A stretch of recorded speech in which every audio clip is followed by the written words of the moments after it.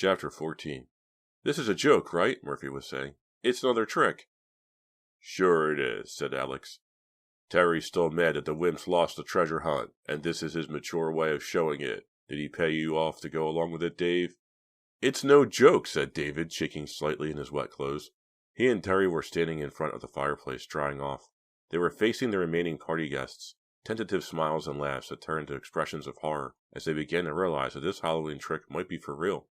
Tricia spoke now, trying to fight back tears. "Are you telling us that Les is dead?" "Murdered," said Terry grimly. "But who?" "And Uncle Philip?" Justine spoke for the first time. "Something has happened to him too?" "We don't know for sure," said Terry, "but we found his jacket covered with blood." Justine buried her face in her hands and began to cry. Alex, who had been sitting next to her, put one arm around her and patted her gently with the other. Angela stood up shaking. Someone in this house is a murderer," she said. Her voice sounded very high-pitched and almost hysterical. "Or someone outside the house," said David. He told the others about the cut phone line. I want to go home," Angela said. "I have to get out of here." She ran toward the front door with Ricky and Murphy both after her. "You can't get out," said Ricky. "It's really pouring now." "Besides," Murphy added, "Marty and Bobby might still be out there." "I don't care," she shrieked. She slipped away from them and rushed through the door. An instant later there was a cry from the front porch. Murphy and Ricky rushed outside. A moment later Ricky came in, more frightened than ever. "It's okay," he said. "She fell down. She tripped on the piece of plywood Marty and Bobby put down as a ramp." Murphy came inside, carrying Angela. She was still crying, but no longer sounded hysterical. "My ankle," she moaned. "I think it's sprained," said Murphy. He set her down on one of the sofas. "You'll have to carry me home, Murphy," Angela said. "I don't think I can walk." "I'll help," said Alex. "Stop!" Justine cried suddenly. "Don't leave me alone. Please, wait till morning. We can all go for help then." "We've got to call the police," said David gently. "But there's no reason for everyone to go. There's a payphone at the corner of Fear Street and the Old Mill Road. It should only take me a few minutes to drive there." Terry thought about the walk through the cemetery to get to the cars and wondered how David could face it. But he knew David was right. He had to go. In any case, Terry had to stay there and find Nicky. "Don't worry," said David. "You'll be safe here as long as you all stay together. Don't leave the living room and lock the front door. I'll be back with help in just a few minutes." He pulled on his varsity jacket and slipped out the front door. For a moment, the only sound in the room was Angela's muffled sniffling. Then Ricky got up and locked the front door. Everyone had crowded closer together in front of the fire, and even Justine seemed lost and frightened in the flickering light. "It'll only be a few minutes," said Tricia soothingly to Angela. "As long as we all stick—" "Terry, where are you going?" "I still don't know where Nicky is," he said, trying to sound calmer than he felt. "I was looking for her when I found Les." "This isn't just a trick," said Alex suspiciously. "What do you think?" Terry snapped. "Do you see Nicky anywhere? She's been missing for over an hour." "I'm sorry, man," said Alex, suddenly frightened. "I'll help you look for her." For a moment, Terry wanted to tell Alex to mind his own business, but he read an expression of real concern on his former friend's face, and he realized for the first time how much Alex really cared for Nicky. Besides, he told himself, the most important thing wasn't who found her, but to find her as quickly as possible. And too much time had passed already. With a growing sense of urgency, Terry realized that it might already be too late. As he walked toward the woods surrounding the cemetery, David realized he had never been so scared in his life. He had volunteered to go for help because he couldn't stand the thought of just waiting in the mansion with Les's body there. But he couldn't get Les out of his mind. Every time he closed his eyes, he saw Les's staring, sightless face. Every time the wind shook the trees, he saw the skeleton costume. The rain was slanting down harder than ever, and he was soaked completely through. His body had started to shiver from the cold and from fear. It was taking him a lot longer to get to the cemetery than he remembered. The ground was deeply rutted and now so slippery with mud that he had to watch every step. The wind had shifted and was blowing directly in his face, as if to force him back to the Cameron mansion. The only good thing was that there had been no sign of Bobby and Marty. Maybe the weather had gotten too bad for them. The wall surrounding the Fear Street Cemetery loomed just ahead. He pushed open the gate and began to pick his way along the path between the grave markers, trying not to think about where he was. With every boom of thunder, lightning lit up the graveyard like a snapshot, the old gravestone standing out in eerie relief. It was only a few more yards to the end of the graveyard and where the cars were parked. In a flash of lightning, he finally saw them in the distance, and felt a flood of relief for the first time in hours. In just a few more steps, he'd be out of there and on his way to help. At last he reached the gate, swung it open, and began to run toward the handful of cars parked at the end of Fear Street. He reached into his pocket and took out his keys as he approached his red Corolla. and stopped, holding them in his hand. The Corolla was sitting at an odd angle. Every one of its tires had been slashed. Every tire on every car belonging to the guests had been slashed. Chapter 15. Bobby and Marty, David thought. He'd come all the way through the cemetery, and now he wouldn't get any farther. What could he do now? Somehow he had to get help, but it was a very long walk back to town. A flash of lightning illuminated the houses along this end of Fear Street, and David realized he could simply go to one of them and ask to use the phone.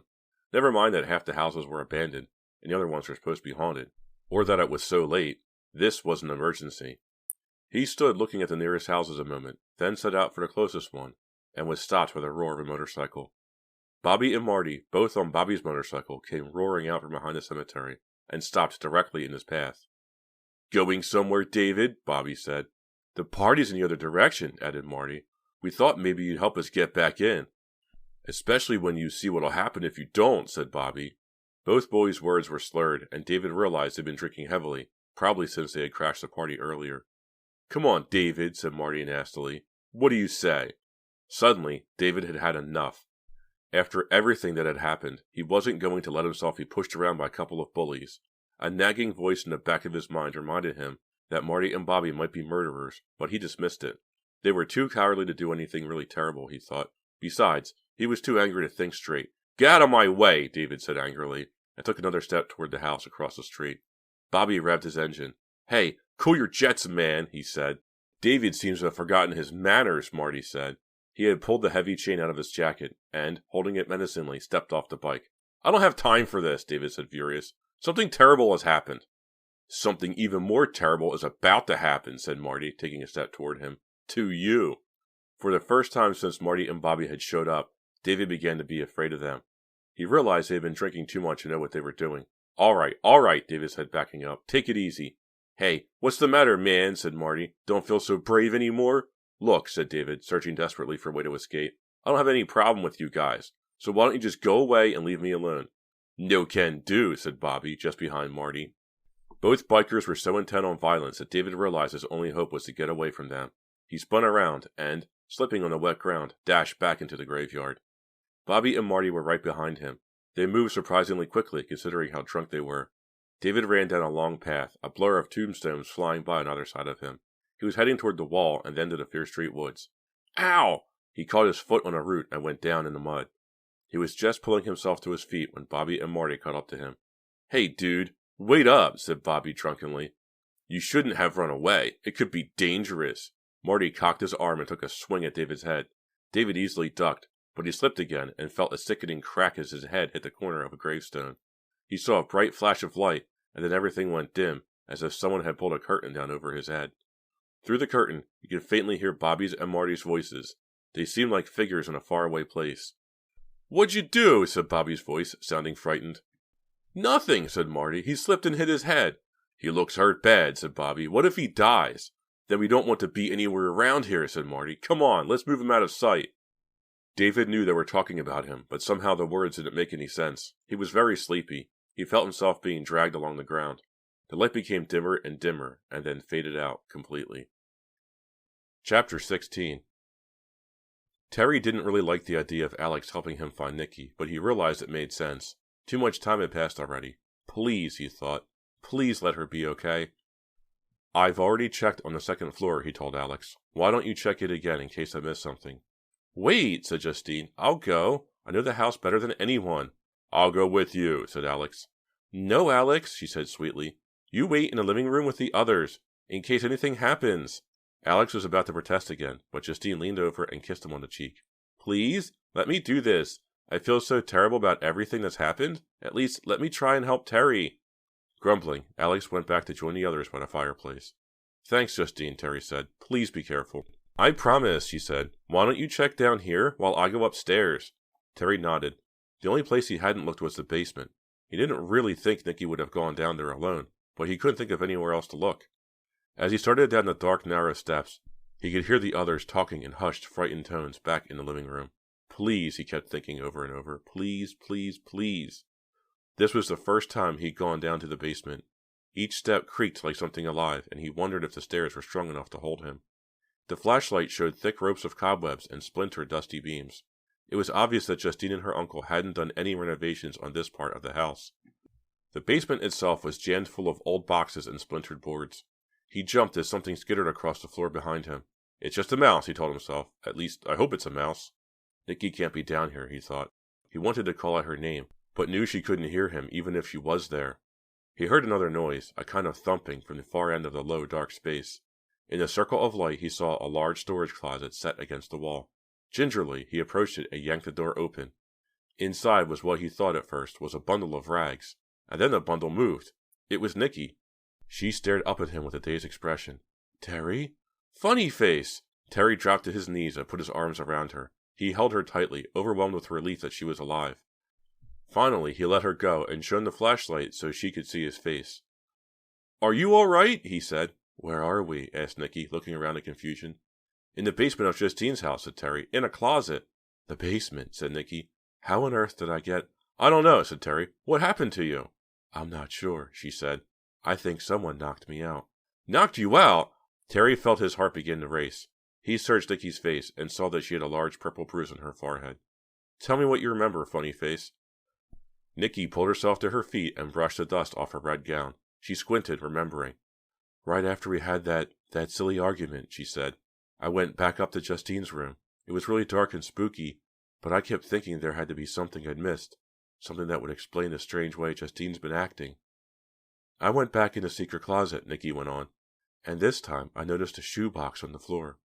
None of the other shoes were in boxes, so I opened it. It was full of mementos, old pictures, some pressed flowers, and this. She reached in her pocket and handed Terry a brittle news clipping from a Shadyside paper.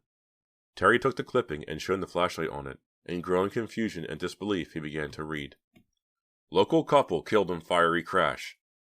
Edmund D. Cameron, 26, and his wife Sissy, 20, were killed late last night when their car was hit head-on by a car driven by James B. Whittle, 16. The Cameron's car, a late-model Ford, was heading south on Old Mill Road when it was hit by Whittle's car, a Chevrolet station wagon. According to witnesses at the scene, Whittle had been drag racing with another car, a Corvette driven by John McCormick, 16. The Cameron car spun out of control and into a ditch where it burst into flames. I didn't see anything until it was too late, Whittle said. They just showed up in the fog. I feel terrible about it. Whittle's car sustained major damage while the Corvette was untouched. Neither Whittle nor McCormick nor any of their passengers was seriously injured. Those riding with Whittle included Evelyn Sales, 15, Joanne Trumbull, 15, Arlene Corrin, 16, and Robert Carter, 14. The passengers in the Corvette were Jim Ryan, 18, Nancy Arlen, 16, and Ed Martiner, 15, all of Shadyside.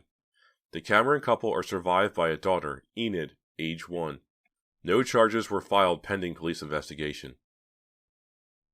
Terry quickly finished reading the article. This must be the accident that killed the original owners of the mansion, he said.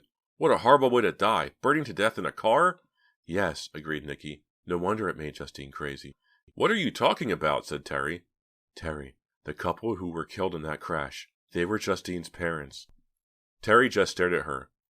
Maybe we ought to get you to a doctor, he said. After all, someone hit you on the head. Oh, for heaven's sake, said Nikki in exasperation. Are you really so afraid to look at the truth?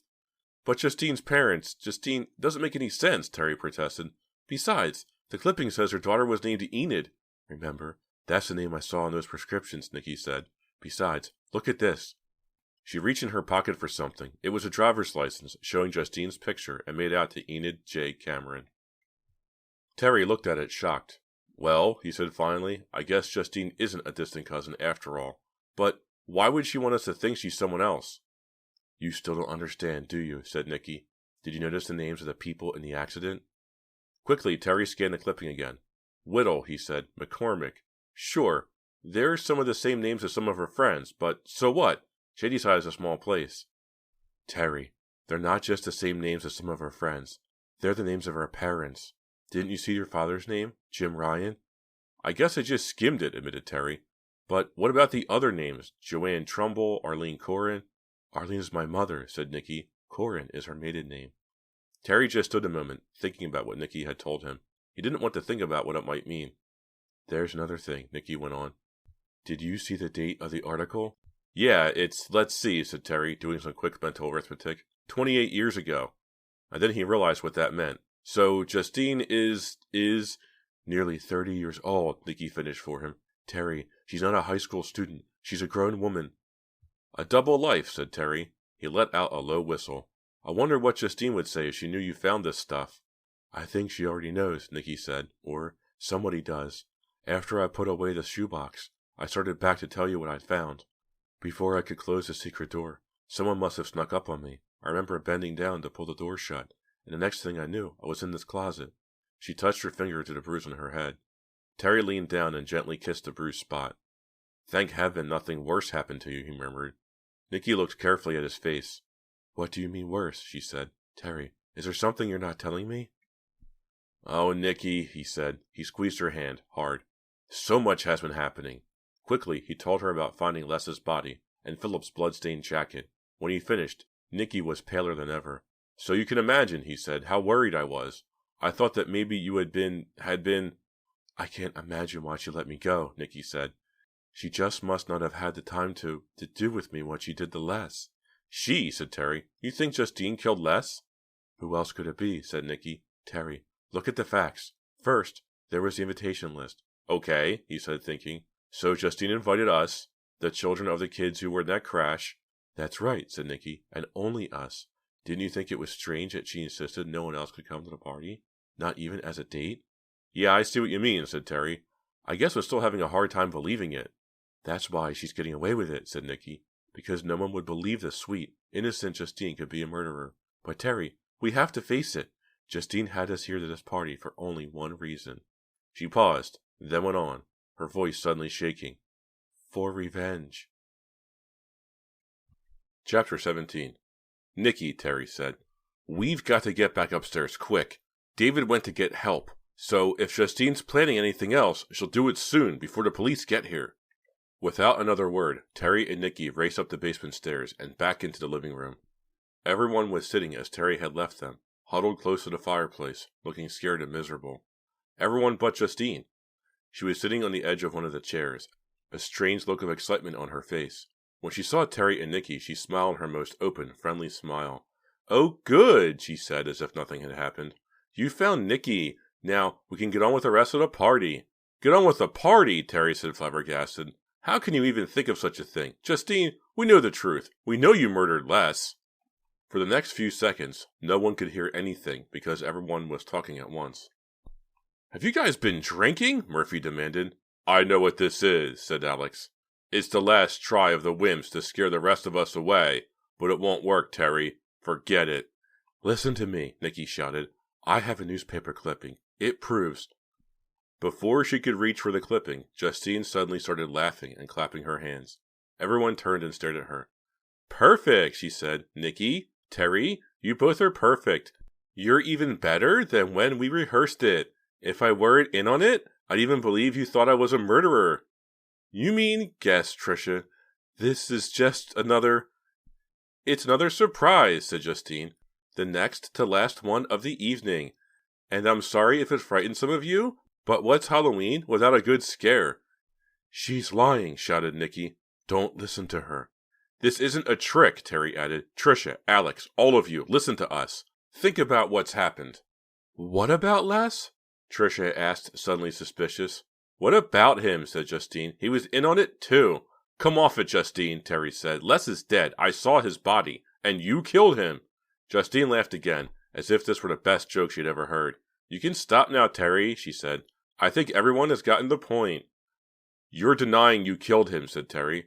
If I killed Les, Justine said, wiping tears of laughter from her face, how come he and I were just having a good laugh upstairs? But, said Terry. Justine, Nikki said at the same time.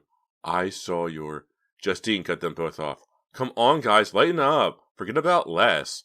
And let's move on to the last surprise of the night. Chapter 18. I can't believe you did this, Murphy grumbled. Even worse, I can't believe we fell for it. Does this mean the Wimp team wins? Asked Ricky. No way, said Alex. Besides, you had help from Justine. Like all the others, he was obviously relieved. Terry couldn't believe his friends could be so blind. Come on, Ricky. This is for real, he cried. He glanced at Nikki, who was shaking with rage and frustration. This is nuts. They all believe Justine, she whispered. We've got to convince them we're all in terrible danger. I don't think we can, Terry said, but you and I know the truth. Why don't we get out of here while there's still time? Nikki shook her head. We can't do that, Terry, she said. We can't leave them alone with her, not when they trust her. We'll just have to hope that David gets here soon with help. Terry knew she was right. Justine, said Nikki sweetly, if all this is just a trick, then where is your Uncle Philip? Don't you remember? Justine said, sounding exasperated. He went out for more sodas. That was the dumbest answer Terry could imagine, but the others didn't seem to notice. Terry decided to try another tack. You told us you and Les were just talking, he said, but nobody has seen him. If this was all just a trick, where is he? I thought you'd never ask, said Justine, hopping up from where she was sitting. Les is in the dining room, helping me prepare the final surprise. Everyone started to move toward the dining room, but Justine raised her hand. Wait just a minute, she said. I want to make sure everything is perfect. She turned and went into the dining room, leaving the door slightly open. Our trick worked perfectly, Les, everyone heard her say. Thanks for all your help.